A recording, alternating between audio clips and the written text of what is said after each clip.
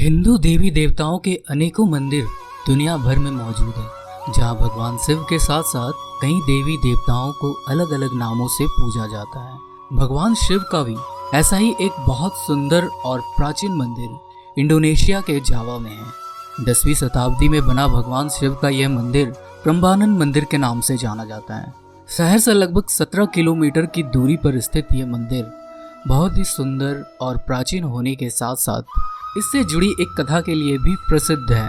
इस मंदिर में भगवान शिव के साथ एक देवी की भी मूर्ति स्थापित है। उस मूर्ति को देवी दुर्गा के रूप में पूजा जाता है। यहाँ पर देवी की स्थापना के पीछे एक कहानी है। कहा जाता है कि एक समय पर जावा में प्रभु बका नाम का एक दैत्य राजा था। उसकी एक बहुत ही सुंदर बेटी थी जिसका नाम रोरो जोंगरंग था। बांडुंग बोंदोबोसो नाम का एक व्यक्ति रोरो जोंगरंग से शादी करना चाहता था, लेकिन रोरो जोंगरंग ऐसा नहीं चाहती थी। यह कहानी रक्त रंजित इतिहास, युद्ध, प्रेम, दैवीय शक्तियों, विश्वासघात, श्राप सभी का मिश्रण है। तो आज के इस वीडियो में हम रोरो जोंगरंग की कहानी वो रोरो जोंगरंग का माँ दुर्गा से संबंध के बारे में जानेंगे। तो वीडियो को अंत तक ज़रूर देखें और ऐसे ही वीडियोस देखने के लिए हमारे चैनल को सब्सक्राइब करें। प्राचीन समय में जावा के इस शहर में 2 राज्य थे जिन पर 2 अलग अलग राजा राज करते थे। एक राज्य था पेंगिंग जिसके राजा थे प्रभु दमार मोयो। व दूसरा राज्य था बोको जिसके राजा थे प्रभु बोको। राजा मोयो धर्म का पालन करने वाले राजा थे, जबकि राजा बोको दैत्य प्रवृत्ति का राजा था। राजा मोयो का एक पुत्र था जिसका नाम था बांडुंग बोंदोबोसो। राजकुमार बोंदोबोसो के अंदर दैवीय शक्तियाँ थी जिस कारण वह कई चमत्कार कर सकता था। दूसरी ओर राजा बोको की एक पुत्री थी जिसका नाम था जोंगरंग। राजकुमारी जोंगरंग अत्यधिक सुंदर व रूपवती थी। राजा मोयो का राज्य समृद्ध था जिस कारण राजा बोको उसे ईर्ष्या करता था। बोको का एक सहायक मंत्री था जिसका नाम था पति गुपोलो। गुपोलो भी बोको की तरह एक आदमखोर प्रवृत्ति का मनुष्य था। बोको ने गुपोलो की सहायता से एक शक्तिशाली सेना का निर्माण किया और पेंगिंग राज्य पर आक्रमण कर दिया। राजा मोयो ने अपने राज्य के लोगों की रक्षा के लिए सेना को युद्ध में उतारा। दोनों ओर से भीषण युद्ध शुरू हो गया और इसमें राजा मोयो की सेना को बहुत नुकसान हुआ।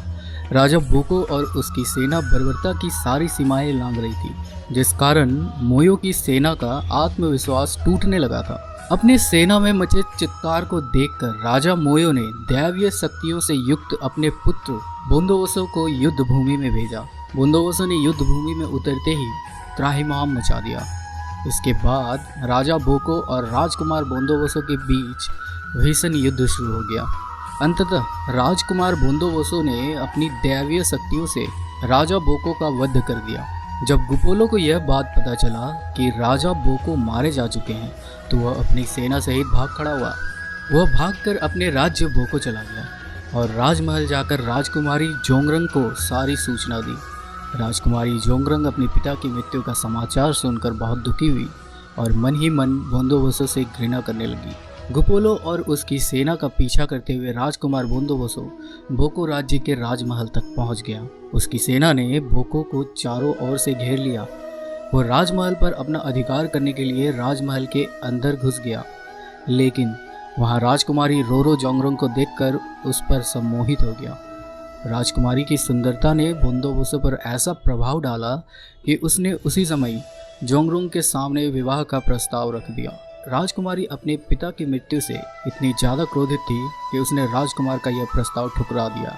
जब राजकुमार ने जोंगरंग से विवाह का प्रस्ताव वापस नहीं लिया और उससे विवाह को अड़ा रहा, तो राजकुमारी ने उसके सामने 2 शर्तें रखी। पहली शर्त के अनुसार राजकुमार को जलातुंड के नाम से एक कुएं का निर्माण करवाना था और दूसरी शर्त के अनुसार उसे एक ही रात में 1000 मंदिरों और मूर्तियों का निर्माण करना था। राजकुमार ने दोनों शर्तें मान ली। इसके बाद बोंदोबोसो ने अपनी दिव्य शक्तियों से एक विशाल कुएं का निर्माण कर दिया। जब जोंगरंग ने यह देखा तो उसने बोंदोबोसो को उस कुएं में जाने को कहा। बोंदोबोसो राजकुमारी के कहने पर उस कुएं में चला गया। ऊपर से राजकुमारी और गुपोलो की सहायता से उस कुएं में भारी पत्थर डलवा दिए ताकि बोंदोबोसो उस कुएं में दबकर मर जाए।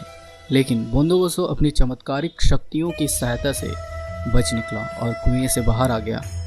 राजकुमारी के प्रेम में उसने इस छल को भुला दिया और दूसरी शर्त को पूरे करने चला गया। फिर वह रात आ गई जब राजकुमार को 1000 मूर्तियों का निर्माण करना था। उस रात बोंदोबोसो ने अपनी दैवीय शक्तियों से आत्माओं का आह्वान किया जो भूमि में से प्रकट हुई। उन सभी आत्माओं की सहायता से बोंदोबोसो ने एक ही रात में 999 मूर्तियों का सफलतापूर्वक निर्माण कर दिया।